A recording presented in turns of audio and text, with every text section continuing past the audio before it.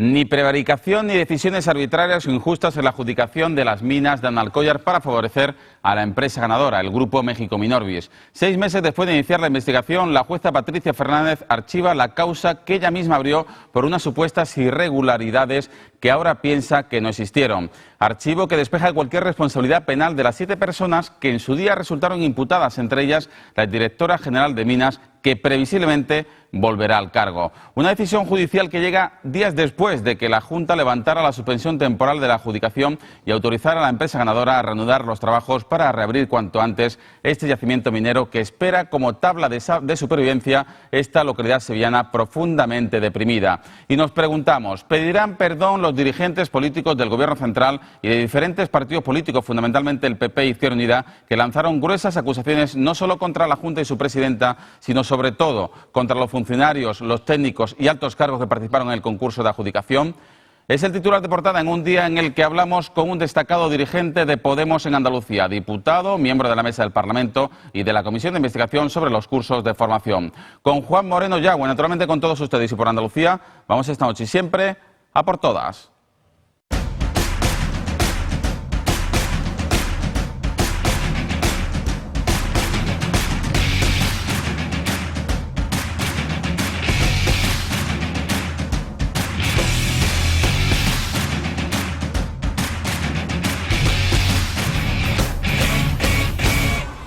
Buenas noches, andaluces. Lo primero, antes que nada, mensaje de la presidenta del Gobierno andaluz ante la aprobación del Parlamento catalán de una resolución independentista de Cataluña. Susana Díaz ha apelado a la unidad de todas las fuerzas políticas en defensa de la Constitución para evitar que se consume un atentado a la democracia. Es un atentado a la democracia, es un disparate y una barbaridad. Y lo que nos agradecerían el conjunto de los ciudadanos, tanto en Cataluña como en España, es que todas las fuerzas políticas estemos juntos en la defensa de la ley, en la defensa de la Constitución y en la defensa de nuestro modelo de convivencia, que es lo que pretende romper y quebrar el señor Mas. Porque, como se decía al principio, fuera de la ley y fuera de la Constitución, lo que hay es una barbaridad. Y en este caso un disparate y una barbaridad que va a ser un atentado a nuestra democracia. La jueza Patricia Fernández decreta el archivo provisional de la causa sobre las supuestas irregularidades y recuerda a la empresa perdedora del concurso que existe la vía contenciosa administrativa para acudir a ella, cosa que mérita la perdedora y denunciante del concurso va a hacer, según anunciado, además de recurrir el archivo. El auto explica que no ha habido decisiones arbitrarias o injustas relacionadas con la convocatoria y adjudicación de la mina que tendieran a beneficiar o favorecer a la ganadora, a México Minorbis. La Junta se satisfecha de que se aleje cualquier nubarrón sobre este proyecto. Sirve para renovar la confianza de todos los actores sociales en la Junta de Andalucía, como institución ejemplar y transparente. Y estoy seguro que va a consolidar el ánimo, que va a servir para consolidar y restablecer la confianza de los inversores hacia nuestra tierra. Algo que realmente yo creo que con estos últimos acontecimientos se había visto algo perjudicada por la puesta en marcha de este procedimiento.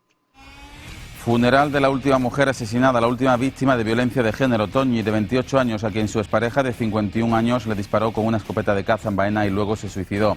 En las concentraciones de Repulsa, la plataforma de lucha contra la violencia de género pedía un pacto estatal. Y nuestra total repulsa ante estos nuevos crímenes, ante estos nuevos asesinatos. Esta joven lucentina asesinada en Baena no puede ser un número más en la vergonzosa cifra de víctimas de un problema. Eran pareja actualmente, desconozco, e incluso la propia familia desconocía que hubiese una mala relación entre ellos. También ha reclamado un pacto de Estado contra la violencia machista la presidenta de la Junta en la inauguración del 6º Congreso para el Estudio sobre la Violencia de Género, en el que 1.500 personas estudiarán acciones para erradicar esta lacra, con especial atención este año a las mujeres con mayor riesgo de sufrirla, mujeres con discapacidad, inmigrantes o adolescentes. Las jóvenes sufren mayor violencia psicológica, pero las mayores sufren la ceguera de la sociedad. En la adolescencia la violencia de género se manifiesta de forma diferente. Los mecanismos que utilizan los agresores más jóvenes pues son mecanismos poco diferentes a los que utilizan los agresores adultos sobre mujeres adultas. Están mejor viviendo en nuestras casas que en las suyas, les privamos de vivir en sus casas, vendemos su piso las vamos llevando de casa en casa, las madres o los padres, pero bueno, yo hablo de las mujeres, ¿no? Todas las personas que estamos en el día a día no tenemos solo que pensar en educar a nuestros niños y a nuestras niñas, tenemos que pensar en educarnos continuamente para eliminar, las primero en nosotras y en nosotros mismos, todos estos roles y todos estereotipos que perpetúan la violencia. Y esta mañana ha comenzado el juicio contra el hombre acusado de matar a la directora del Museo de Nerja, a la que propinó más de 100 puñaladas. Ha confesado que la mató, pero que estaba bajo los efectos de las drogas y el alcohol. Se enfrenta a 28 años de cárcel. Ante estos episodios, el delegado del Gobierno de Andalucía ha insistido a las mujeres víctimas que denuncien para que se activen los mecanismos de protección. Y lo importante es que todos contribuyamos a que se pierda el miedo a denunciar. Es imprescindible denunciar y pueden estar seguras las víctimas que todos vamos a ayudarle, pero que solamente denunciando podremos abordar desde mayor eficacia la prevención y la protección de las víctimas. Recordemos que hay un teléfono para denunciar, el 016, que es gratuito y que no deja rastro en las facturas. El catedrático de Derecho Constitucional, Javier Pérez Royo, tras rechazar encabezar otras provincias como Jaén, será el número 3 por Sevilla. En un comunicado de prensa, el líder de Podemos, Pablo Iglesias, saluda este fichaje porque, según dice, para liderar el cambio en España necesita contar con los mejores en cada ámbito y nadie cuestiona que Pérez Royo es una de las personas con más prestigio en el derecho constitucional en este país. Reacciones también a las listas del PP en el Congreso y en el Senado, duras críticas del PSOE a la inclusión de la exalcaldesa de Jerez, María José García Pelayo, imputada técnicamente por el Supremo en la Gürtel. El PSOE andaluz insiste en la doble vara de medir del PP al exigir al resto de partidos lo que no asume en su organización. Porque es muy fácil, exigir a los demás lo que uno es capaz, lo que no es capaz de cumplir, ¿no? Y todos sabemos que, y de casos que no tienen absolutamente nada que ver, en uno presuntamente hay enriquecimiento personal o financiación irregular del partido, ni más ni menos. Y además la trama Gürtel en Andalucía, lo veremos en los próximos meses, conforme el juzgado siga tramitándola, nos vamos a encontrar con situaciones donde parece ser, no están confirmadas las candidaturas, pues va a tener varios señalados en la trama Gürtel. Y desde Sevilla, provincia por la que no irá Javier Arenas, el número 1, Juan Ignacio Zoido, han defendido su experiencia para que participe directamente en la campaña y siga siendo senador por la comunidad autónoma. Tiene una experiencia y una capacidad y una ilusión permanente por hacer las cosas, que hay que contar siempre con él. Y abrimos la página económica con la noticia inquietante de que Abengoa, la gran multinacional sevillana, deja de ser andaluza. El grupo vasco Gestamp compra el 28% de las acciones y se hace con el control del grupo de la familia Benjumea. Una operación que preocupa a la Junta por dos motivos. Lo que preocupa al gobierno andaluz, como es lógico, pues son dos cuestiones, ¿no? La primera es que Abengoa es una de las entidades que en Andalucía, en Sevilla, ofrece empleo de mayor calidad, sobre todo los centros de ingeniería y los centros de diseño de la empresa están casi todos aquí, por más que la empresa sea una multinacional con negocios en todo el mundo, y es una cuestión que queremos que se mantenga. Y también, por supuesto, el carácter andaluz de la empresa, ¿no? Nos gustaría que se mantuviera su naturaleza y su sede en Sevilla. Buena noticia para los trabajadores que consideran que la entrada de nuevo capital garantiza la estabilidad de la empresa. Las acciones de Abengoa subían esta mañana un 15%. Son los asuntos fundamentales que abordaremos en la tertulia a partir de la medianoche en compañía hoy de Carmen Torres, de Olga Granado, de Jesús Martínez y de Francisco Morón. Los cuatro se van a incorporar en unos minutos a la entrevista que comenzamos en estos momentos con un dirigente del partido de Podemos, militante, diputado, miembro de la mesa del Parlamento y también de la Comisión de Investigación sobre los cursos de formación. Juan Moreno Yago, buenas noches. Hola, buenas noches. Y muchísimas gracias por acompañarnos, por venir en primera ocasión, tu estreno aquí en A por Todas, en 8TV Andalucía. Permíteme preguntarte en primer lugar por los asuntos de actualidad. Por Cataluña, ¿qué ha sentido usted como ciudadano?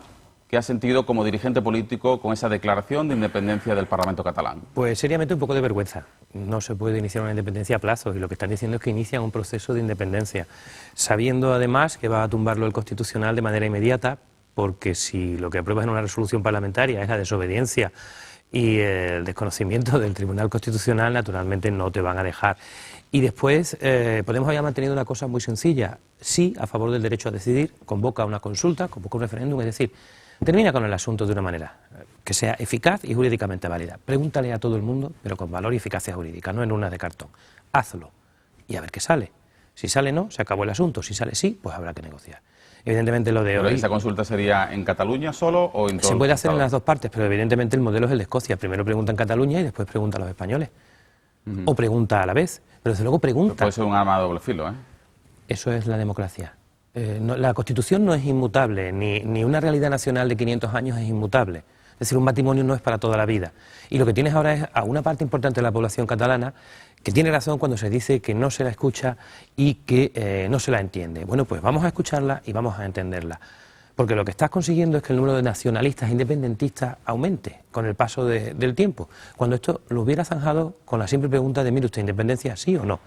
Y explicándole a la gente qué es un proceso de independencia. Esto no es ni Canadá ni es Checoslovaquia, es decir, un proceso de desimbricación de los dos núcleos fundamentales de la economía del país, como son Madrid y Barcelona, ni es barato ni es posible realizarlo en un año. Es decir, para desconectar en realidad Cataluña de España, tú necesitarías al menos 10 años de trabajo y de inversión a fondo, por las relaciones que tenemos tan brutales. Entonces lo que se ha hecho hoy, bueno, pues es un postureo jurídico de nuevo. Saben que se lo va a tumbar el Constitucional. No creo que sea aplicable el artículo 155, que habla de las relaciones entre el Ejecutivo Nacional y un Ejecutivo Autonómico, y aquí lo que hay es un Parlamento. Recordamos que el artículo 155 da potestad al Gobierno Central para disolver la autonomía, ¿no? Para suspender la autonomía. No se dice en el artículo 155 eso, literalmente se dice que se reclamará por parte del Ejecutivo Central al Ejecutivo, es decir, a las autoridades ejecutivas de la comunidad autónoma correspondiente que cumplan y hagan cumplir las leyes, con el apoyo del Senado. Claro, o reclamas a Mas, que está en funciones, ¿o qué vas a disolver un Parlamento? Por favor, sería la excusa perfecta para decir ya se acabó, nos han quitado la democracia y más independencia todavía. No, vas a tener que negociar políticamente, te guste o no, y vas a tener que negociar políticamente a través de una consulta. Todo lo demás que estamos diciendo ahora es imposible. ¿Qué vas a poner al delegado del gobierno a dirigir la administración catalana? ¿Con unas transferencias absolutas en materia de justicia, educación y sanidad? ¿Quién va a organizar eso? ¿Qué vas a dejar de pagar las nóminas de los médicos, de los policías y de los profesores? Si es que no se está planteando nadie en serio los problemas que causa la aplicación de un artículo que no tiene desarrollo legal, que tiene mucho desarrollo teórico, y efectivamente los constitucionalistas dicen que puede suspender la autonomía. Y una cosa es suspender un parlamento y otra cosa es suspender el funcionamiento de un montón de consejerías. ¿Que vas a dejar a la gente sin servicio? Gente que, como tú dices, no tiene la culpa de nada y que la mitad de la población no está a favor de esto. El asunto es más complicado de la tramitación de carácter teatral que se está haciendo de todo el problema. Y en todo este proceso, toda esta deriva soberanista catalana, ¿qué papel a su juicio debe jugar Andalucía? Nosotros desde aquí no nos estamos callando. Desde Podemos se le han propuesto varias soluciones y una de ellas que se le concediera el voto a los ciudadanos en el Parlamento electrónico, igual que tienen los parlamentarios. Eso no puede parar lo constitucional ni puede ser recurrido. Permite que los ciudadanos participen en las decisiones del Parlamento. Haz una consulta a través de una moción parlamentaria. Ahora bien, no solo para la independencia, permite que los ciudadanos participen en las votaciones. Para todo. Tanto para esa independencia como para los recortes sociales. Es lo que estaba proponiendo Podemos en la campaña. El problema es que Podemos se ha quedado fuera del escenario en esta campaña porque todo se volvió tan radical en cuanto al sí y al no que nadie escuchó la propuesta de Podemos. Sí, utilicemos lo que tenemos para que los ciudadanos sean consultados de manera directa. Evidentemente, bueno, pues Andalucía, que forma una de las territorialidades esenciales en la vertebración de España, no se va a quedar de brazos cruzados. Y desde Podemos se está reclamando, por supuesto, que de una salida federal donde haya una ruptura de los equilibrios, con más café para unos que para otros, nosotros no lo vamos a consentir. E insistimos, lo que se recuerda desde Podemos, Andalucía fue realmente la única comunidad que salió a la calle, pidió una consulta y se hizo. Hubo una manifestación el 4 de diciembre y un referéndum el día 28, y tenemos la misma nacionalidad que los catalanes. Evidentemente que hay muchísimos problemas. Yo entiendo a los empresarios catalanes y su queja de por qué el empresariado vasco o navarro paga distinto. Sí, es normal, pero es que hay que resolver todas esas desigualdades. Es que es verdad que hay que reformar la Constitución, pero de manera seria. No me diga que vamos a reformar la Constitución para anular la posibilidad de anexión de Navarra al País Vasco. No. Vamos a reformar, por ejemplo, los conciertos vasco y navarro que han sido rechazados una y otra vez por los tribunales europeos y nos están costando un montón de dinero. Vamos a empezar a igualar prácticas. La solución no es más nacionalidades, la solución es más Europa y luego una administración más cercana a los ciudadanos. El futuro serán comarcas o áreas metropolitanas y Bruselas. Y habrá desaparecido todo lo que hay en medio, naciones, diputaciones, autonomías. ¿Por qué? Porque la tecnología nos permite hoy administrarnos y gobernarnos de manera directa en aquello que tocamos, es decir, el municipio, el ayuntamiento, la comarca y, por supuesto, uniéndonos todos en una Constitución europea que está diseñada para el beneficio de los ciudadanos y que por ahora solo beneficia a los mercados. Pero si los ciudadanos volvemos a tomar el mando, podemos realmente hacer la Europa que estaba proyectada en los tratados. Una Europa que hace una legislación magnífica de medio ambiente, una Europa que hace una legislación magnífica en protección de consumidores, pero una Europa que se burla de esto a través de la normativa, por ejemplo, de bancario, de mercado, de relaciones energéticas. No. Esa Europa, la primera es la solución, no la segunda. Ya que usted habla de Derecho y de Constitución, déjeme preguntarle cuál es su opinión personal sobre el fichaje de Javier Pérez Royo, catedrático de Derecho Constitucional por Podemos. Va a ir como número 3 por Sevilla. Me parece un excelente fichaje. Lo que se aprobó en el proceso de listas de Podemos fue no solo la celebración de primarias, sino que se abría la posibilidad a que por parte de Podemos se fichara a personajes relevantes de la sociedad, a los mejores, para integrarlos en las listas. Bueno, pues otro fichaje, entre comillas, estrella de Podemos, que significa que efectivamente Podemos no es el partido radical que ha sufrido ataques en los medios constantemente en el último año y medio, y que algo tendrá cuando eminentes cabezas se están acercando a Podemos y se involucran en el proyecto que tenemos para el día 20 de diciembre. Pero un fichaje estrella no va en un puesto que no sea de salida, por eso resulta un poco incongruente. Pero ¿no? Estamos en lo de siempre. Podemos estar renovando las formas políticas, ¿por qué no? ¿Por qué no va a ir el número 3 en vez del número 1? Sí, perfectamente. Porque tenemos en esas listas se están poniendo a gente que, ha ganado primarias, que tiene el respaldo de los ciudadanos, y tú estás invitando a personalidades a que se integren en las listas y diciéndole a los ciudadanos que es necesario que nos apoyen para que salgan también estas personas. Por eso Julio Rodríguez va al segundo, o por eso Pérez Royo va al tercero en Sevilla.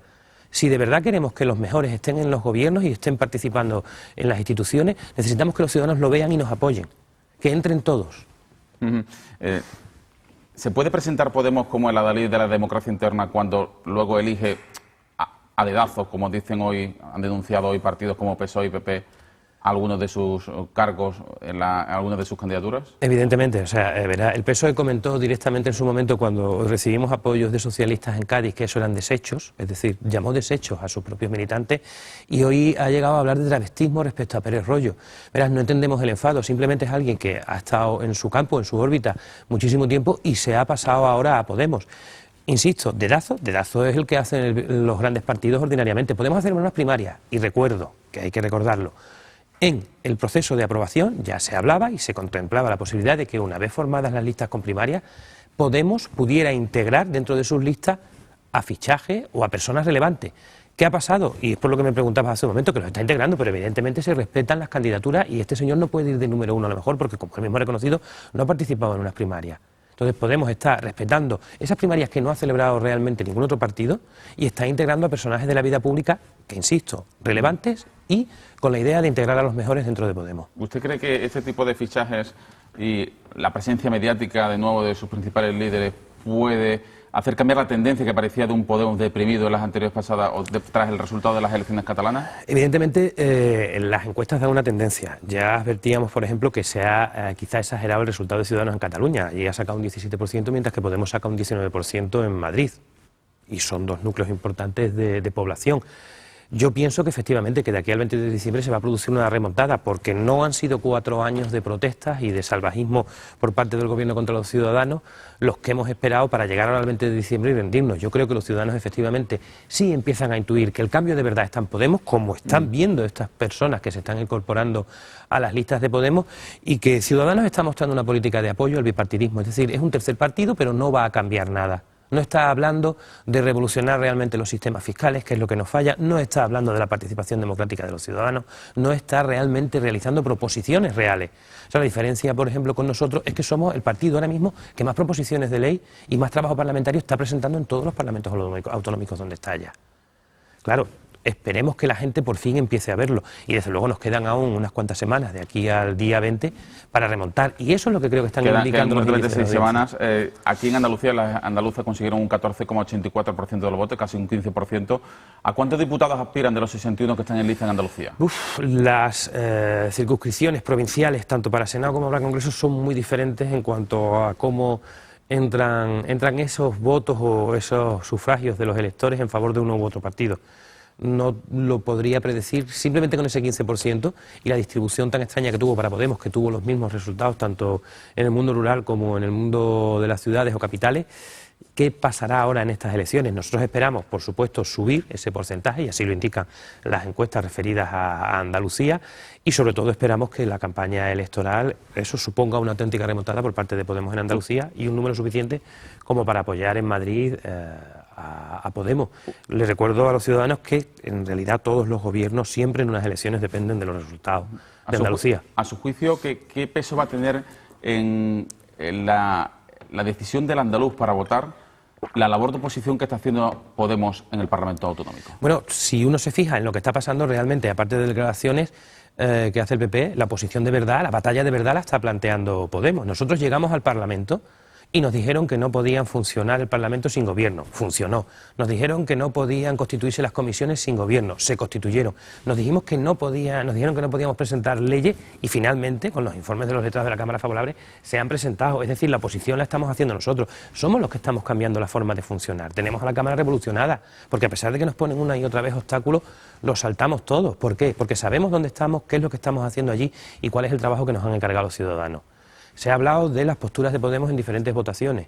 Les recuerdo a los ciudadanos que se ha votado más veces resoluciones propuestas por el PSOE que conjuntamente con el PP. Pero nosotros seguimos una máxima. Si es bueno para los ciudadanos, lo vamos a apoyar, venga de donde venga. Y eso es lo que está descuadrando a todos los partidos. Aquí el PSOE vota una cosa y en una comunidad a 100 y pico de kilómetros de aquí, en Extremadura, vota exactamente la contraria.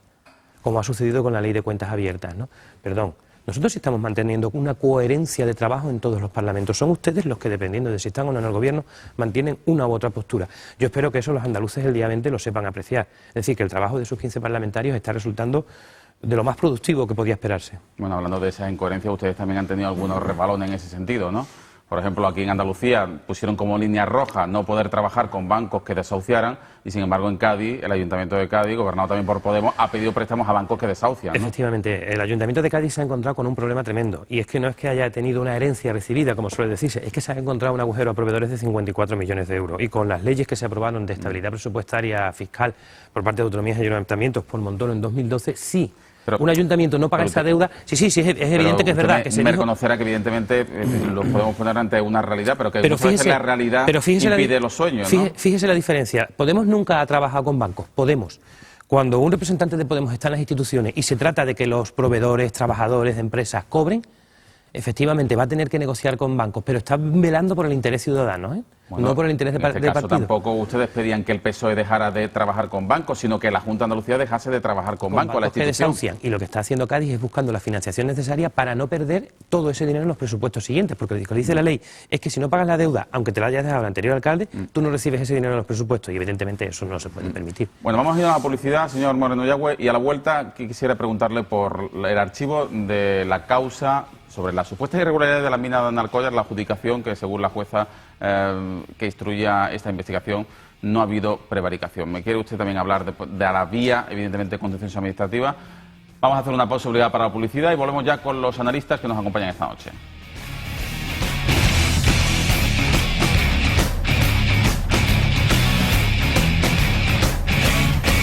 Por todas con el diputado de Podemos, Juan Moreno Yagüe, a quien antes de la publicidad emplazamos a responder, a saber su opinión sobre el archivo de la causa abierta por un juzgado sevillano por las supuestas irregularidades en la adjudicación de la mina de Analcóllar. ¿Cuál es su opinión al respecto y, sobre todo, la invitación que hace la magistrada a que se inicie la vía contencioso administrativa? Pues mira, lo primero, por supuesto se respeta una decisión judicial, como no podía ser de otra manera. En segundo lugar, yo sí me he leído en auto, no sé lo que están opinando otros personajes, pero yo sí me he leído el auto. Y bueno, es correcto lo que dice su señoría en principio. Hay un número de irregularidades tal que probablemente en el contencioso administrativo será anulado de pleno derecho, todo lo que se ha hecho. Ahora bien, como se hizo una norma especial para la adjudicación de la mina, distinta a la Ley General de Minas, para abrir esto, en principio parece que no hay un sentido de saltarse esa norma y prevaricar claramente. Es decir, hay actuación o campo penal para actuar. Te dice el instructor que no lo ve con suficiente claridad y el principio de intervención mínima del derecho penal es lo que aplica. Y dice eso, si no lo tengo clarísimo, mejor se van ustedes al contencioso administrativo. Otra cosa, se archiva por la falta de las pruebas o elementos necesarios para poder ver si esa prevaricación por la que se había abierto existían o no. No es un archivo definitivo, porque no sea el hecho constitutivo de delito. En principio no lo ve delictivo, pero tampoco dice que fuera absolutamente claro que no hubiera delito, y por eso hay un archivo provisional y no definitivo. Evidentemente, en el contencioso, pues suponemos que las empresas ejercitarán sus derechos y con mucha probabilidad resultará anulada la adjudicación. Nos encontramos con lo de siempre. Al final, Andalucía, tierra rica en recursos mineros, parece que es incapaz de explotar esos recursos mineros de manera regular y simple. Es decir, cumpla usted las leyes, adjudique esto a quien corresponda, que se cree trabajo y tiremos todos adelante, porque lo que no puedes tener es una comarca dependiendo que en cada periodo electoral le abres la mina, después se la cierra, y bueno, esto es una tomadura de pelo que además debe de tener a la gente en una tensión constante tremenda. Evidentemente, están muy cansados en la zona. Jesús Martínez, buenas noches. Buenas noches. También damos la bienvenida a Olga Granado, buenas. Francisco Morón, Carmen Torres, Juan Moreno y Agües, todo vuestro. Ha comentado que está seguro que finalmente la concesión o lo que el concurso público se suspenderá como tal. Se anulará. El auto dice claramente que hay una serie de irregularidades que son insalvables. Es decir, estás incumpliendo un montón de normativa administrativa y que eso probablemente es nulo de pleno derecho, dice el instructor. De ahí a que eso sea penal y que deba de intervenir el juzgado penal, pues no. O sea, lo que te está diciendo es que se va usted al contencioso, evidentemente esas irregularidades serán apreciadas por cualquier tribunal de lo contencioso y probablemente lo que decrete es la nulidad de la resolución del concurso. Por lo tanto, estamos en una situación de inseguridad jurídica, ¿no? Porque el contencioso va lento, pero las actuaciones van a continuar. Según ha anunciado la Junta, va a permitir que las Sí, pero bueno, como dice también el propio EATU, no hay ningún problema porque tú en un contencioso resuelves la nulidad de una adjudicación, tú puedes tener en marcha una empresa minera durante 4 años y a lo mejor el tribunal resuelve que se ha efectuado mal la puntuación, la baremación del concurso y que se adjudica a la otra empresa y entra otra empresa a explotar una mina. Si es que no se trata más... el nivel de inversión, el nivel de... Son concesiones administrativas. Quiero decir que es una inseguridad para la zona, ¿no? Pero esa inseguridad en la contratación pública existe siempre que se impugna un concurso. El truco está en hacer bien los concursos y que no te los impugnen. Claro, cuando haces una chapuza y dejas aleatoriamente un montón de circunstancias que hacen que otra concurrente se enfade porque es que vea que no se ha actuado bien, bueno, pues creas tú esa misma inseguridad. Esa es la pregunta que quería hacer yo. ¿La causa de este desastre cuál es? Usted que conoce bien el tema. ¿Fue una chapuza porque por las prisas? Por las prisas electorales, como siempre. Tenemos una ley de minería que data desde los años 80 las bases de la ley que establece cómo se explotan los recursos geológicos mineros. Pero se han ido dictando normativas, primero por el Gobierno de Andalucía, que impugnó el Gobierno Nacional en el Constitucional, pero después hubo un acuerdo para saltarnos lo que decía la legislación minera hasta ese momento y poder anunciarle a los ciudadanos en periodo electoral por ambos partidos que se creaba empleo. Oigan, no, pero si las normas estaban claras al respecto de las explotaciones mineras. Necesitas cumplir unos requisitos de inversión, unos requisitos medioambientales y sobre todo ahora ya por fin unos requisitos sociolaborales. Pero no, se hace todo mal y con prisa. Claro, haciendo mal las cosas en minería y con prisa te van a salir de desastre seguro. Estamos hablando de, como se decía aquí, son explotaciones e inversiones muy costosas a largo plazo y tienes que diseñarlas bien y hacerlas bien. Si lo haces mal, pues una y otra vez fracasas. ¿Usted opina que todavía debe proponerse una comisión de investigación sobre esta adjudicación en el Parlamento? Esa es una primera pregunta. Nosotros hemos propuesto, y siguen sin aprobarlo, una comisión de investigación permanente para cualquier asunto. Ahora mismo, iniciar una comisión de investigación sobre Aznalcóllar, teniendo como tenemos paralizada la comisión de investigación de los cursos de formación, lo veo absolutamente inútil. O sea, va a ser montar otro teatro para nada. Lo que tendríamos que hacer es tener ya constituida la comisión permanente como comisión permanente del Parlamento y que en esa comisión se vieran los casos de corrupción o cualquier incidencia que entendiese el Parlamento que era digna de entrar a estudiarla, investigarla y hacer el correspondiente dictamen. Y por cierto, ha habido hoy críticas respecto a la información que ha pasado la Junta de Andalucía, la documentación que se solicitó desde esa comisión de investigación. Se han solicitado los 1.200 primeros expedientes y la Junta ha dicho que no puede mandarlos. Y entonces ha mandado un listado de las empresas que desde 2002 hasta ahora habían sido adjudicatarias. Lo curioso es que si me mandas un listado con el CIS, el nombre de la empresa, el procedimiento y el año de adjudicación, podrías haberme adjuntado la cifra de subvención. Lo curioso es que si el consejero en las comparecencias en comisiones ha estado hablando de números perfectos, de número de expedientes de reintegro, de cantidad de millones de euros que se están intentando recuperar y tal, ¿por qué no me pasa a mí esa documentación también, que soy la comisión de investigación, un poquito más importante que el consejero? Entonces lo que se nos ha mandado es un listado de lo que hay, pero no se nos ha mandado ni un solo expediente. Ya insistió Podemos en que estamos hablando de unos volúmenes de documentación gigantescos y que debería de tramitarse todo en digital. Pero el resto de la comisión opinó que no, que se nos enviaran los expedientes en papel, que eso se remitiera o se depositara en una sala especial del Parlamento, que no pudieran fotocopiarse ni sacarse documentos. Oiga, mire usted, Es un salón que hay en la Torre Sur, es grande, pero son 60 metros cúbicos lo que tiene ese salón, que se van a ocupar simplemente con estos 1.200 primeros expedientes. Estamos hablando de millones de folios. Es la formación continuada en Andalucía desde hace más de 10 años. Es brutal, pero nadie nos hace caso y a la gente pues parece que le gusta que estemos perdiendo horas en una comisión de investigación sin que se esté realmente actuando con un poco de lógica, que estamos en 2015. Porque ustedes son conscientes de que la comisión de investigación va a quedar en absolutamente nada. No, estando nosotros allí no creo que quede en nada. Lo que sí estamos viendo es que por ahora está bloqueado. Pero a este ritmo que vamos, si hay una documentación tan extensa y tantas trabas, se está hablando que las primeras comparecencias podrían ser, no sé si se hablaba de febrero. Igual. No, se está hablando de que se han paralizado las primeras comparecencias hasta febrero. ¿Por qué? Porque lo que se ha propuesto es, oiga, mire usted, una comisión de investigación no es un juicio. Nosotros no venimos aquí a juzgar a nadie. Entonces, yo, como parlamentario, miembro de la comisión, necesito información. ¿De dónde me llega esa información? De los documentos y de las declaraciones de personas. Son dos cosas que pueden ir perfectamente en paralelo. Bueno, pues Ciudadanos y PSOE se niegan a que haya comparecencia hasta que no se estudie la documentación.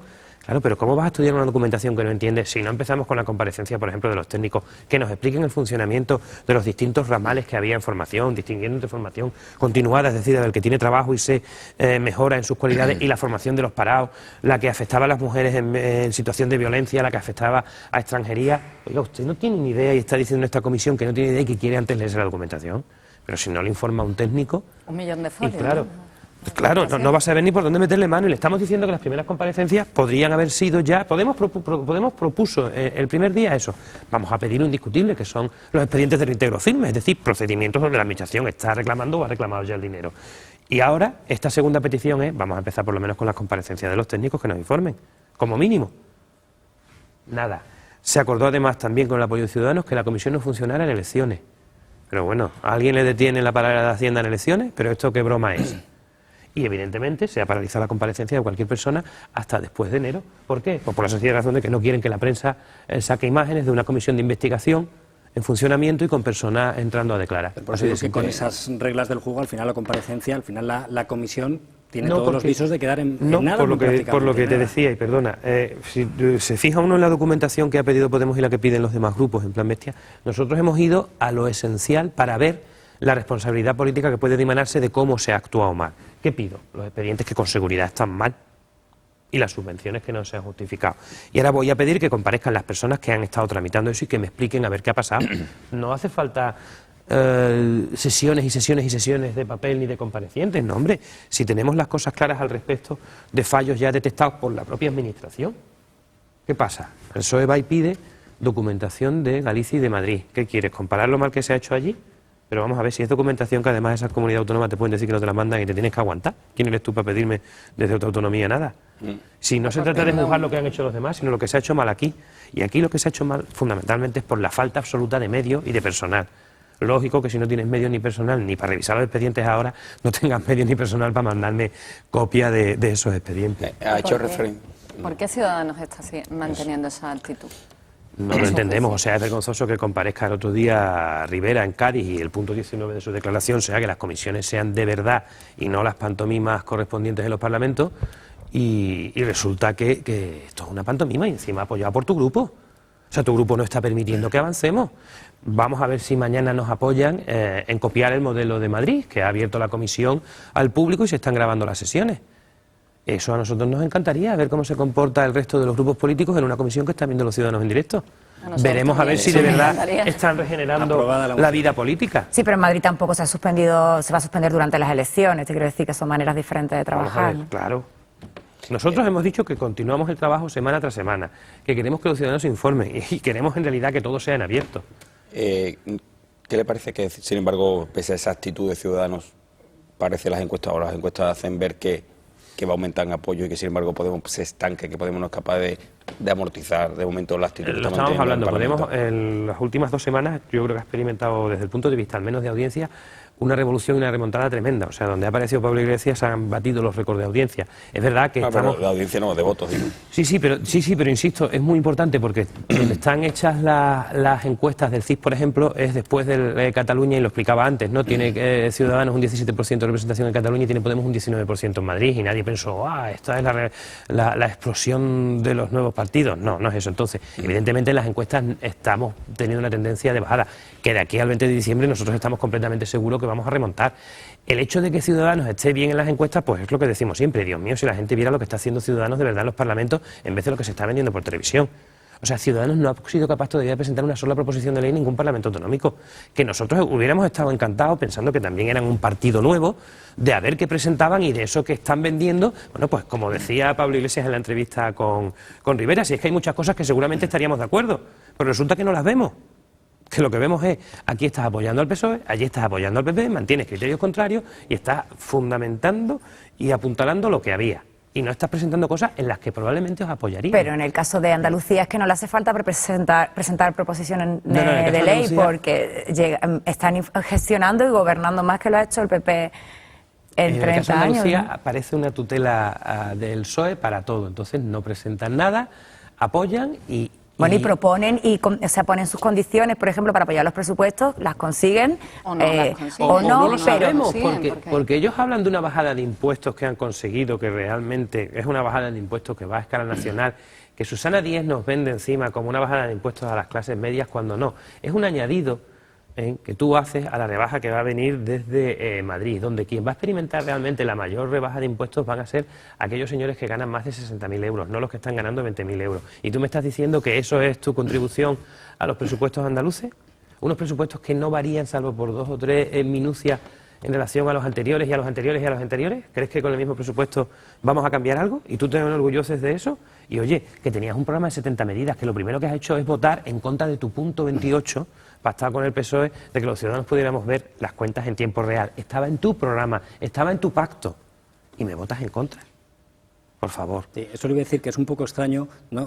Usted en el trato directo que tiene con Ciudadanos en el Parlamento, ¿cómo gestionan ustedes que cosas en las que están teóricamente muy de acuerdo, como la ley de cuentas abiertas, al final no salga porque quede bloqueada? Lo llevamos fatal, porque además no hay explicación ninguna. Porque es un poco el camino que se van a encontrar. No, es lo que nos estamos encontrando. Verás que el bloqueo legislativo que ha habido en el Parlamento durante 6 meses ha sido gracias al apoyo de Ciudadanos. No por otra cosa, o sea, sin ese apoyo de Ciudadanos bloqueando las leyes, esto no hubiera pasado. Y no estaban bloqueando al PP y su ley de eliminación del impuesto de sucesiones, que era la tercera legislatura que la presentaban, estaban bloqueándonos a nosotros. Es decir, Ciudadanos directamente ha apoyado que los andaluces no vean sus cuentas. Nos estamos riendo mucho porque se van a ver en Extremadura, en Valencia, se van a ver en Aragón. El Ayuntamiento de Oviedo ha publicado ya las cuentas corrientes, por ahora en una versión muy primitiva, un Excel con la indicación del banco, el número de cuenta corriente y el saldo. Pero oye, por ahí se empieza. Claro, nosotros estamos asombrados con el comportamiento de Ciudadanos porque dicen una cosa y luego votan otra. ¿Y su opinión por qué es? ¿Por falta de capacidad? ¿Porque se dejan llevar por el PSOE? Yo creo que hay un pacto de gobierno, clarísimo. Hay un pacto de gobierno, sin ocultos, se ven las votaciones. Me había traído un cuadro estadístico y se habla de pinza y resulta que no, verás, que es que nosotros hemos votado, por ejemplo, un 70% de las veces con el PSOE, un 40 y tantos % de las veces con el PP, o sea, nada de pinza. En cambio, ellos están coincidiendo en muchas ocasiones más con el PSOE que con el PP en propuestas que estaban en su programa y que son de corte neoliberal. ¿Pero un pacto de gobierno que lo vamos a ver después de las generales? O yo es que lo estoy viendo ya, quizá porque esté ahí dentro y estoy viendo el día a día. ¿Qué gana Ciudadanos con ese pacto? Pues no lo sabemos. No entendemos qué están haciendo. ¿Por qué estás apoyando a un partido en materia, por ejemplo, como es la Comisión de Investigación, con un número de casos de corrupción enorme, a cambio de nada? Si al menos nos explicaras qué consigue. Pero no entendemos por qué están con esa sumisión absoluta al PSOE. Además, a nosotros, por ejemplo, nos ha enfadado mucho lo de los presupuestos. Has estado negociando los presupuestos con Ciudadanos durante todo el verano, has cerrado un miércoles, día 28, el último fleco que te quedara, y nos han mandado el presupuesto el día siguiente al Parlamento con un programa de recorte de tiempo. ¿Y a ti te ha parecido fantástico, Ciudadanos? Hombre, verás, nos acabas de dejar a los demás grupos sin 6 días, a los agentes sociales sin posibilidad de participación del número de días que le correspondía. Pero ¿no cree que lo que consigue es un poco el rédito ese del centro, posicionarse en el centro? Lo vimos en el primer debate de presupuestos que tuvimos, que ahí hablábamos entre nosotros, ¿no?, que parecía Juan Marín casi un consejero hablando, pero parecía el verdadero líder de la oposición, con un discurso de consenso, de somos responsables. ¿No cree que eso luego le va a beneficiar en las urnas, en el sentido de que ellos han dicho frente a los radicales, nosotros estamos contribuyendo a que Andalucía tire para adelante? Creo que eso es una de las cosas que puede conseguir, no sé si lo comparte. Pues no sé si electoralmente eso le supondrá una ventaja al día 20. El problema es que resulta que nosotros, los radicales, hemos estado presentando proposiciones de sentido común que se han apoyado en otras autonomías por los mismos grupos que aquí votan en contra, y resulta que ellos, los moderados y centrados, lo único que hacen es apoyar a un gobierno que los andaluces no han apoyado en mayoría. Es decir, que el resultado de las elecciones de marzo de Andalucía lo que te ha dado es que hay más andaluces que no apoyan al PSOE que al PP. Y no sé, pero creo que Ciudadanos va a responder ante sus electores aquí en Andalucía por los comportamientos, porque yo no creo que el votante o el elector de Ciudadanos les eligiera para que se produjera este apoyo sin condiciones a favor del PSOE andaluz. Entre otras cosas porque es que no vemos que estén sacando nada a cambio o que haya modificaciones que realmente digas, vamos a ver, eso sin ti no lo hubieran hecho. Vamos, por favor, Marín, lo que está haciendo Susana Díaz lo hubiera hecho si lo hubiera apetecido sin ti o contigo. Por cierto, un segundito. Durante toda la entrevista, primero con este conductor y luego con los tertulianos, usted prácticamente ha dirigido más críticas a Ciudadanos que al propio Partido Socialista o al Partido Popular. ¿Esa va a ser la estrategia de Podemos en la campaña? No. ¿Cree usted que pueden captar votos en el caladero de Ciudadanos? No, y no creo que enfoquemos la campaña en ese aspecto. Enfocamos la campaña, como hemos dicho siempre, el eje no es izquierda-derecha, sino arriba y abajo, y el eje es lo nuevo y lo viejo. Es decir, este país necesita en estas elecciones una regeneración, pero una regeneración de verdad generacional. Lo que hay es un país que están dominando la gente de los años 40 y 50. Nos han fastidiado bastante a los que nacimos en los 70 y en los 80, es decir, nos han engañado. Masificados en las clases, estudia, hijo, y serás un hombre de provecho y trabajarás. Mentira, trabajo el doble si tengo suerte de trabajar, cobro la mitad, estoy machacado, y lo que tengo son unas estructuras de poder que vienen viciadas de la transición, que a ellos les ha ido muy cómodo, que nuestros padres tienen una casa en la ciudad y otra en la playa, en el campo, y nosotros no podemos pagar ni la nuestra propia, y que yo creo que lo que el país necesita realmente es un relevo generacional, y eso hay que encontrarlo sobre todo, principalmente en la abstención. Pero perdóname, un relevo generacional, y hoy presentan a Javier Pérez Royo como número 3. Sí, pero vamos a ver, que no significa, como hemos dicho siempre, el hecho de que tú dices, bueno, Podemos, ¿qué estructura de partido, que gente más joven? Sí. Hay muchísima gente joven empujando en Podemos, pero eso no significa que se prescinda de la sabiduría de la gente mayor. No sé, y Julio Rodríguez está jubilado y Pérez Royo debería de estar casi a punto. No se prescinde de los elementos mayores. Y hablo de un relevo generacional en el sentido de cómo se entiende la política, cómo se entiende el país y cómo se entiende lo que tenemos que hacer. Mi queja como parlamentario, por ejemplo, fundamental, es que estoy en un sitio donde se hace todo lo que se seguía haciendo en el siglo XIX. La sociedad en los hospitales tiene medicina nuclear, los coches tienen freno de disco y ABS. Ha evolucionado todo el mundo tiene ya pantallas y ordenadores en casa, y tenemos un parlamento que funciona como si estuviera en el siglo XIX. Ha evolucionado todo menos la clase política. Me parece bien, él ha hecho una reflexión acerca de Ciudadanos bastante importante, nos ha explicado bien cómo es Ciudadanos Andalucía, pero Podemos Andalucía, ¿qué es? Porque no es ni el Podemos de Pablo Iglesias ni el Podemos que vemos en Madrid. ¿Qué Podemos tenemos aquí? Insisto, Podemos a nivel práctico, es decir, ¿qué hacen los parlamentos? Está manteniendo una coherencia única. Podemos tiene más de 500 actuaciones parlamentarias presentadas en todos los parlamentos nacionales. Cuando Podemos presenta una ley de cuentas abiertas, la ha presentado y la ha votado en todos los parlamentos. Lo mismo la ley de emergencia energética. Pero la sintonía entre la Dirección Nacional y andaluza no existe, ¿no? Actualmente. Sí, vamos a ver. Ni existe en el País Vasco, ni existe en Cataluña. Existen problemas internos. Evidentemente, lo que pasa es que Podemos todo siempre sale a la luz. Evidentemente, la estructura política de Podemos es muy diferente a la de los partidos tradicionales, que son absolutamente rígidos. Aquí hay broncas, como en todos sitios, solo que aquí además las broncas pueden terminar mal y la gente se va y entran otros. Que sí, que evidentemente desde el punto de vista de lo que es la estructura del partido político nos diferenciamos mucho de lo que hay. Ahora, a nivel de servicio ciudadano, es decir, los representantes de Podemos en los parlamentos están manteniendo una coherencia y una unidad que ya quisieran los demás partidos. Bueno, sinceramente no tengo la sensación de que estamos más cerca de tener un grupo mixto en el Parlamento con Podemos que si no. Un grupo mixto en el sentido de que no vaya a ser capaz de aguantar una legislatura entera, una disciplina de voto y una unidad como grupo parlamentario. Yo creo que por ahora estamos demostrando que sí, que el único incidente que ha habido ha sido el de Cataluña, por ejemplo, hoy, el primero, y con un chico joven que querría votar 2 puntos diferentes a los demás. Pero aún así se ha mantenido. Vamos a ver, insisto, Podemos una estructura que está aglutinando gente de todo el país para un proyecto de futuro que no existía hasta ahora. y que lo que está presentando es, mire usted, las elecciones van de lo siguiente, o cambiamos o no cambiamos. Y aquí hay 3 partidos que me van a dar lo de siempre, con maquillaje, y aquí hay otro partido que realmente está apostando decididamente por cambiar lo que hay. Juan Moreno Yagüe, diputado de Podemos, muchísimas gracias por acompañarnos, buenas noches y mucha suerte. A vosotros. Venga, vamos a hacer una pausa para la publicidad, volvemos y comentamos la actualidad en compañía hoy de Jesús Martínez, de Olga Granado, de Carmen Torres y de Francisco Morón.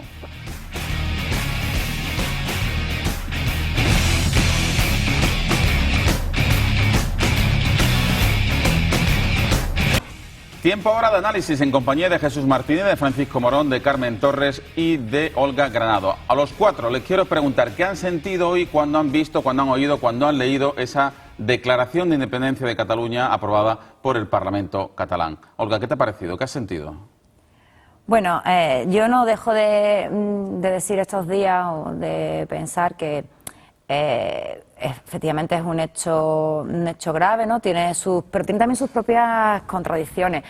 Por un lado, me da la sensación de que si orientamos todo, que hay como cierta posibilidad de que todo el debate de cara a las elecciones generales se centre en Cataluña. Y no es el principal problema de los españoles, según ni siquiera la última encuesta del CIS. Entonces, ¿a quién le interesa orientar el debate de las elecciones en torno a Cataluña, ¿no? Eso por un lado.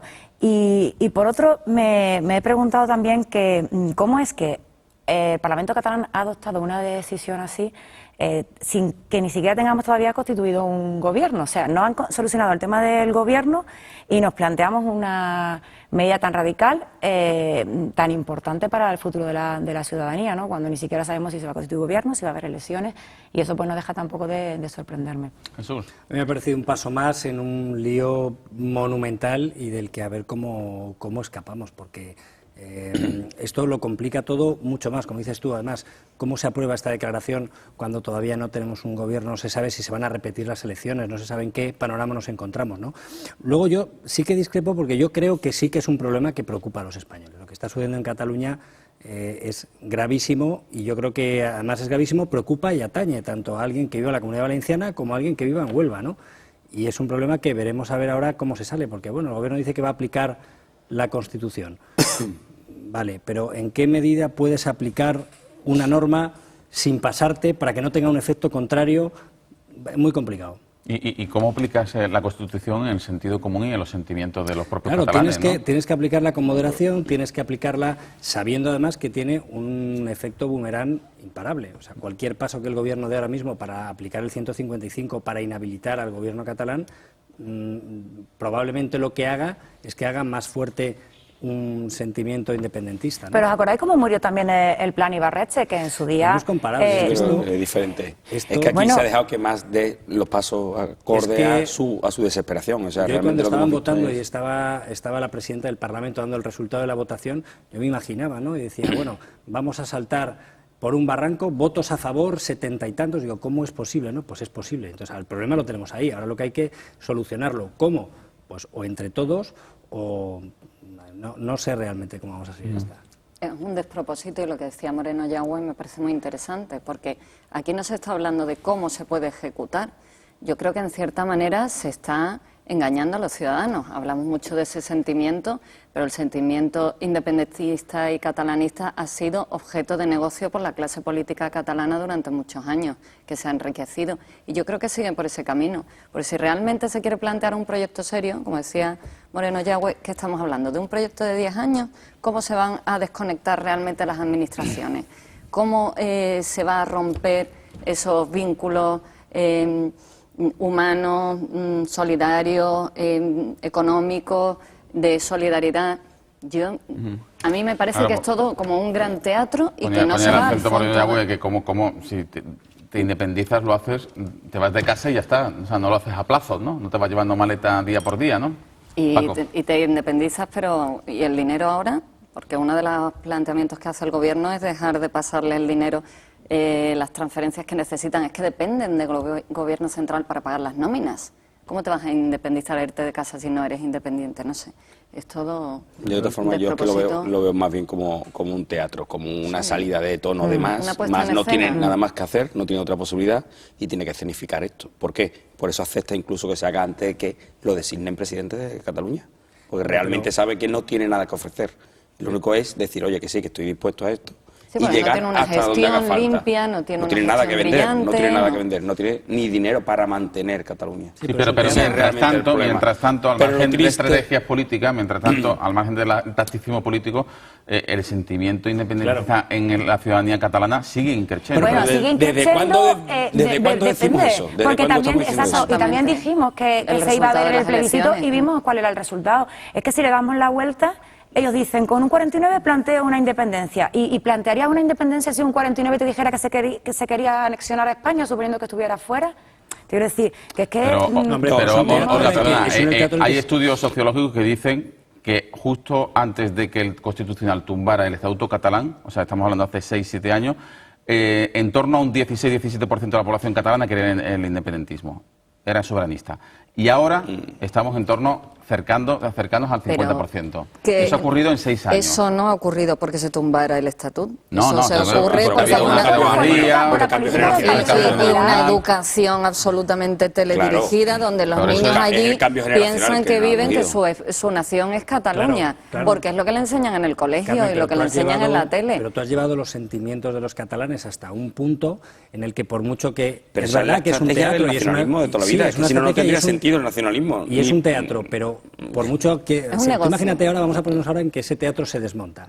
Porque hay, por lo que sea, porque ahora no se ponen de acuerdo, más no se investiga el presidente, tienen un problema, vale, se desmonta. ¿Qué haces con ese 45-50% de catalanes que están convencidos, que te han comprado la idea de que van a ser independientes? Ahora les dices el mes que viene que no. ¿Cómo vuelves a la situación diles la verdad, dile cuánto te va a costar la independencia, cómo se va a hacer. Estamos hablando de un problema... No, primero es que la independencia es que no existe como tal. Vamos a ser realistas, que estamos en un proceso ilegal. Lo que decía Moreno Yagüe, juégatela en serio, como en Escocia. Pero juégatela no, si no se le puede permitir que se la juegue. Sí se puede hacer, pero con todas las consecuencias después se ve el resultado. Pero para eso lo primero que veis la regla de juego. Una situación en la que la regla del juego no te permite que te lo juegues. Cambia primero la regla de juego. Vamos a ver, vamos a ser coherentes. Es que aquí no existe, como Pérez Royo decía en su día. A ver, señores, lo que no se puede dejar es ni permitir que el Parlamento debata esto. ¿Por qué? Claro. Porque los hechos es lo que te llevan a las independencias. Pero es que aquí no podemos permitir ni que haya un hecho, porque es que es ilegal. Bueno, punto. Pues ahí no está el hecho, ¿no? Bueno, pero es ilegal, pues actuará con el Tribunal Constitucional y el Gobierno. Lo triste de todo esto es que el Gobierno y los partidos centralistas o principales como PP y PSOE hayan permitido que se llegara a esta situación. Esto se tenía que haber atajado antes y se tenía que haber cortado de radical. No permitir llegar a esta escenificación y a este teatro, porque no tiene ningún sentido. Y ya que habláis de elecciones, del tacticismo político, de lo que está ocurriendo en Cataluña, hablemos de las elecciones, de las listas. Hablamos de Podemos, hablamos del Partido Popular, hablamos de ese fichaje de Javier Pérez Royo, catedrático de Derecho Constitucional. ¿Qué os ha parecido? ¿Os ha sorprendido? A mí lo de Javier Pérez Royo, lo que no termina de cuadrarme es que vaya de número 3 por Sevilla, o un otro fichaje llamativo que tuvieron, que fue el jefe del Estado Mayor, que iba de número 2, Julio Rodríguez, puestos que no son de salida. Entonces no sé realmente cuál es el objetivo de... Bueno, Pérez Royo ha explicado que le han ofrecido encabezar cualquier candidatura en las provincias andaluzas y él decía que quería quedarse en Sevilla. Sí, y en Sevilla, por el proceso de primaria, en primer lugar va Sergio Pascual. Luego iría una mujer. Auxiliadora Honorato. Y luego iría él, ¿no? Y dice que él se puede hacer política sin estar en el Congreso. Bueno, también en su día fue en una candidatura del Partido Comunista y no por otra provincia y no salió, quizás pues por eso... Estamos hablando de otro proceso de vida. Es sorprendente. Es sorprendente porque viene del Partido Está muy vinculado al PSOE andaluz de toda la vida. Podemos lo que está intentando es romper esa imagen de antisistema y también si quieren poner en marcha una reforma constitucional, pues lógicamente deben contar con expertos. Bueno, hoy hay en declaraciones a la cadena SER, esta misma tarde ha dicho Javier Pérez Royo que si se ha ido con Podemos es porque ha sido el único partido que lo ha llamado, que el PSOE no lo ha llamado, que es cierto y públicamente lo ha dicho, que ha trabajado y ha hecho política con el PSOE y ha apoyado muchísimas iniciativas del PSOE y que ha secundado muchísimas políticas y documentos del Partido Socialista, pero que el PSOE no le ha llamado, que el que le ha llamado es proyecto Podemos. federal con Griñán, ¿no? Tampoco es el primer trasvase que hay de un partido a otro. Muy sonado el de UPyD de Irene Lozano en las listas del Partido Socialista. En la misma Andalucía, Luis Salvador es senador del PSOE con Ciudadanos. Quiero decir que este juego lo vemos permanentemente, ¿no? Entonces, a mí lo que me chirría de esta elección sigue siendo el proceso. Por mucho que Moreno Yagua ha estado defendiendo que al mismo tiempo que se aprobaron las normas de elección se dijo que iba a haber primarias y se dijo también que se iban a reservar unos puestos en las listas, vamos a ver, es que eso no son primarias, llámale secundarias, llámale como quieras, pero primarias es que eliges a los candidatos que van a ir en la lista, pero si eliges a los candidatos, tú te presentas a unas primarias y resulta que luego no se respeta porque le ofrecen, además, hombre, me ha chirrado mucho la explicación también, ¿no? Ha sido una cosa de fin de semana, en 2 o 3 días lo hemos decidido. Bueno, el fichaje de la GEMAF y de Javier Pérez Royo, se pongan como se ponga, es una elección de la cúpula. Y entonces no se pueden presentar en ese sentido como adalid de la democracia interna cuando no está ocurriendo así. La idea de que en tu partido hay primarias. Bueno, sí, hay casi primarias. Hay hueco para las dos son cosas. unas primarias adulteradas, ¿no? Las primarias, bueno, totalmente, porque eran por circunscripción única, los varones regionales no han tenido ninguna opción. Lo que está claro que a la hora de la verdad ningún partido en España se la juega a unas primarias puras y duras. Esto es lo más parecido que ha habido. Bueno, ahora en común también lo han intentado. Y de hecho, dentro de cada vez lo avisaron. Pero lo avisaron. Esto han sido unas primarias, lo que pasa con su control por parte del aparato. Entonces no son primarias. Claro. Bueno, es que... llámalo de otra forma. Danos un poquito de esperanza. Te digo que a la hora de verdad ningún partido político en España se la juega a unas primarias. Además han sido primarias abiertas a los ciudadanos, que te podías inscribir y votar. Al final el apoyo ciudadano vaya increciendo. O sea, si tú les vendes a los votantes de Podemos que estás en un partido participativo donde tú puedes decidir... Pero esa resolución estaba aprobada en julio, el ciudadano la sabía, o sea, el que seguía la trayectoria de Podemos lo conocía. Yo voté en las primarias de Podemos, podían votar los ciudadanos si te dabas de alta electrónicamente. O sea, que eso sí ha existido, y es verdad. Otra cosa es que se reserven son unas primarias puestos imperfectas, pero están años luz de lo que ocurre, por ejemplo, en el PSOE o en el Partido Popular, ¿no? No podría haberlo dicho mejor. Sí. Evidentemente, sé que por eso te llamo, Carmen Torres. Bueno, pues hablando de Carmen Torres, cuéntanos el Partido Popular. ¿Qué lectura sacas de la lista del PDP, que en estos momentos está enfatizando fundamentalmente que Moreno Bonillo ha ganado en la renovación? Ese es el discurso oficial que está lanzando la dirección del PP. Yo creo que ha salido reforzado del proceso y que ha cumplido varios de los objetivos que él se planteaba. El primero, quitarse a Javier Arenas de esta película y de este escenario. ¿Se lo ha quitado? Yo creo que sí, ¿no? Vale, que está en el Senado, pero no está en las listas, no va a estar haciendo campaña. Ya es la primera vez que se ve que el presidente regional, Juanma Moreno, ha hecho unas listas él, sin la sombra de Javier, ¿no? Arenas ya ni está allí. Yo creo que en ese sentido sale reforzado. Ha elegido a su gente y ha dado pie a unos cambios orgánicos que van a venir después.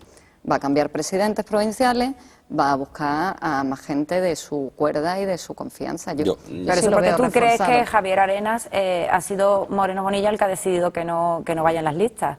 Yo soy más partidaria de pensar que si Javier Arenas hubiera querido ir, iba en esas listas. De hecho, al Partido Popular, la federación que más problemas le ha dado para montar las listas ha sido precisamente Andalucía, y yo no descartaría que Javier Arenas por decisión propia se haya quedado fuera, pero porque tenga prometido otra cosa por Mariano Rajoy, en supuesto de que ganó las elecciones. No creo que haya sido un triunfo en este sentido de Moreno Bonilla. Sí es cierto que comparto con ella lo de los cambios orgánicos para intentar conseguir un liderazgo que después de 20 o 21 meses que lleva, pues no termina de tener en el partido, ¿no? Ha conseguido que no haya cuneros también, que poder meter a cabezas de lista propiamente andaluces, ha buscado gente con tirón electoral, porque, insisto, son alcaldes que han ganado las elecciones, aunque no estén gobernando, porque han perdido la mayoría absoluta.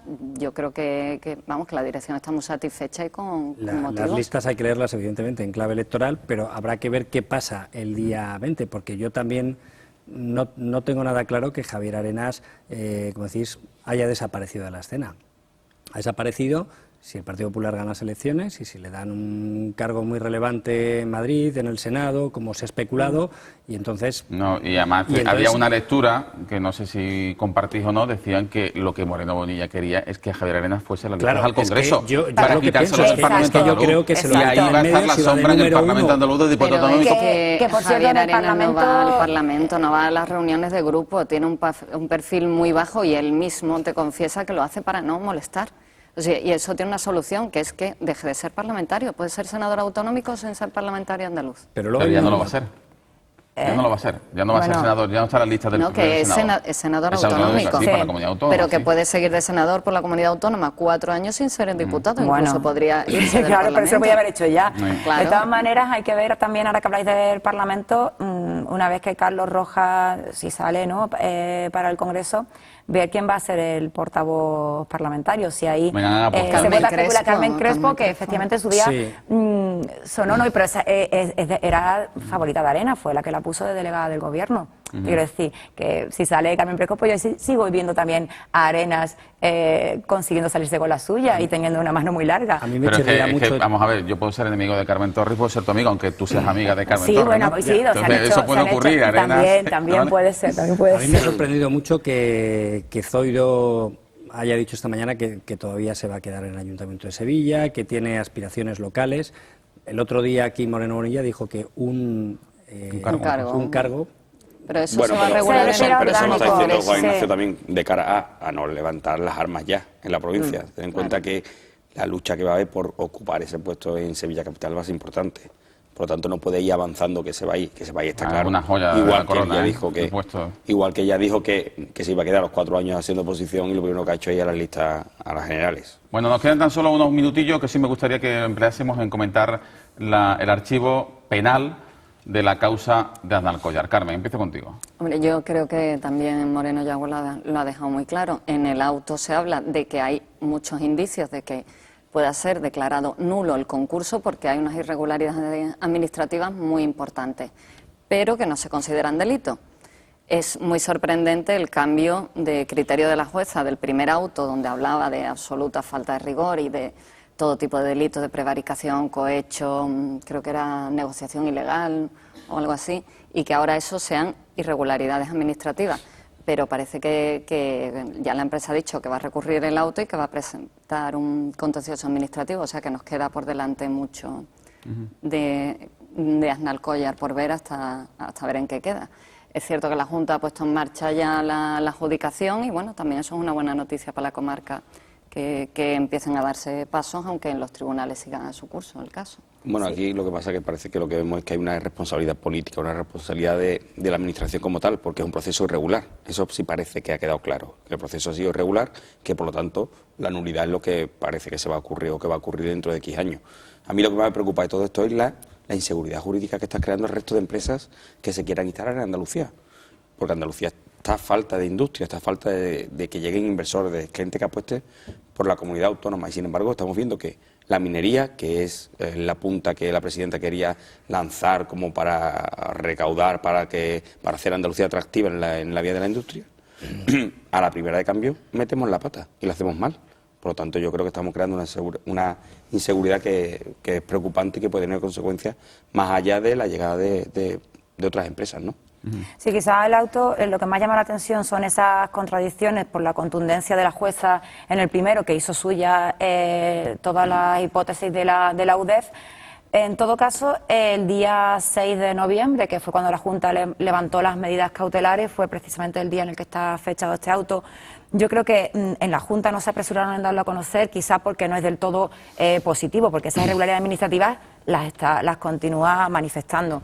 No sé tampoco si está decidido ya reincorporar, una vez que no está imputada por lo penal, a la directora general de Minas, que había tenido un cese temporal, como criticaba la oposición, toda vez que ya se ha archivado la causa. Eso también habrá que verlo. Pero la causa penal, pero es que yo considero que es mucho más grave, bueno, que puede ser en teoría más grave, el hecho de que administrativamente se estaba haciendo mal. Bueno, tiene que abrirse, la vía administrativa todavía no se ha abierto, bueno, tiene que abrirse. Bueno, sí, pero vamos te a estaba ver, advirtiendo que es un proceso irregular. Hombre, yo creo que lo más grave es lo que tú comentas, el tema de que haya una inseguridad jurídica y sobre todo la imagen, porque es verdad que este proceso se hizo con la urgencia de unas elecciones que llegaban y con unas promesas de empleo y con una venta al público en general, que ahora se ve pues que el resultado es que ha sido una auténtica chapuza. Una chapuza, bueno, habrá que verlo, si es administrativamente, pero si se confirma que, como parece ser, por la vía administrativa, el concurso al final va a ser anulado, se lanzan dos mensajes. Ojo con las urgencias y ojo también con cualquier tipo de acuerdo que se tome más o menos a las puertas de unas elecciones, porque nos podemos encontrar con un pastel de esta categoría. La mina abría en la primavera de 2015, no sé si os acordáis, que fue la promesa. Decían que se iban a crear 2.000 empleos, que faltaría. A mí me gustará verlo realmente, porque luego también se estuvo analizando realmente el proceso de creación en esa mina y se decía que no eran 2.000, que probablemente sería una cosa paulatina, por fases, que serían muchos menos. Bueno, bienvenido sea, pero también hay que vender bien las cosas y tener responsabilidad al hacerlo. Venga, vamos con la última opinión de la noche, la firma desde Cádiz de Fernando Santiago.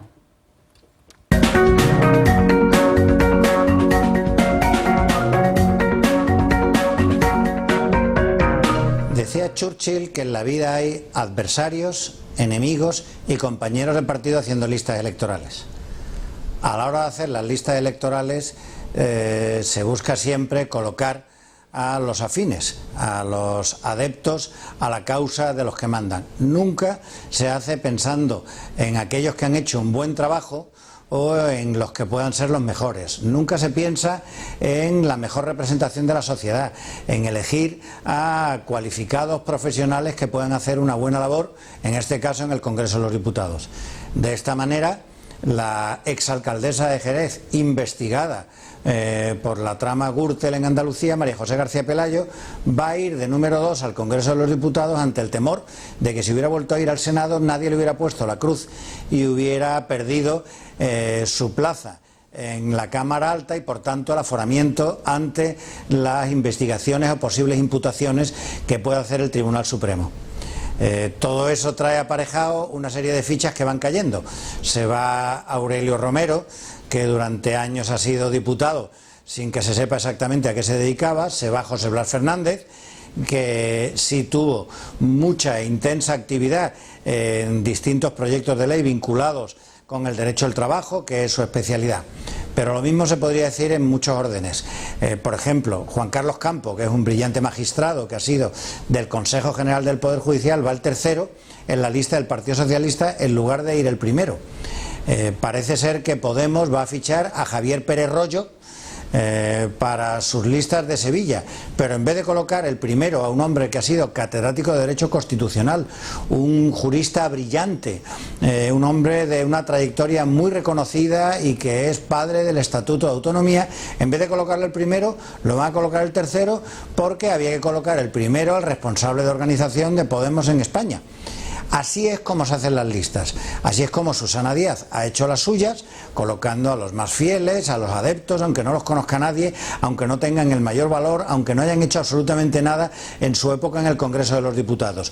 Pero es que así lo hace también el Partido Popular, salvándole la cara a Javier Arenas, a Zoido, a Celia Villalobos o algunos otros que no hacen absolutamente nada en el Congreso, y aquellos que venían a cambiar el statu quo, caso de Podemos, pues también lo hacen. Es una verdadera desgracia que la República de Platón decía que tenía que ser el gobierno de los mejores y parece que al final en España es el gobierno de los adeptos al que manda.